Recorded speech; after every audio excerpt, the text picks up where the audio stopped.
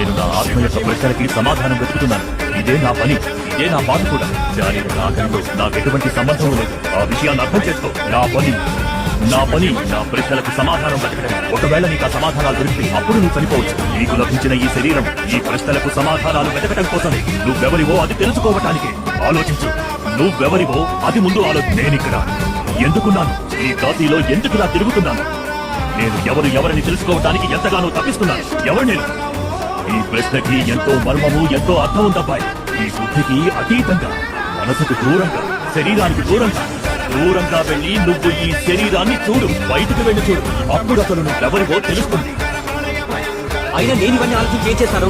నాకేం అవసరం? ఇవన్నీ నాకెందుకు చెప్తున్నారు?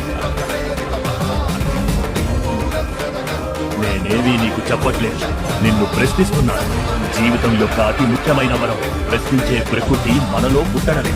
ప్రశ్నకు సమాధానం వెతకాలన్న ఆకలి దానికంటే పెద్ద వరం. అయితే ఇప్పుడు నన్నే చేయమంటావు? 20 ఏళ్ళు నాకు, 60 ఏళ్ల ముసలోడి జ్ఞానంతో నేనే చేసుకుంటాను. పిచ్చి బాలక, జీవితం ఆఖరి క్షణాల్లో ఉన్నప్పుడు, తుది శ్వాస తీసుకుంటున్నప్పుడు జ్ఞానం వస్తే ఎంత, రాకపోతే ఎంత. ప్రాణం ఉండగానే జ్ఞానోదయం అవటం మంచిది.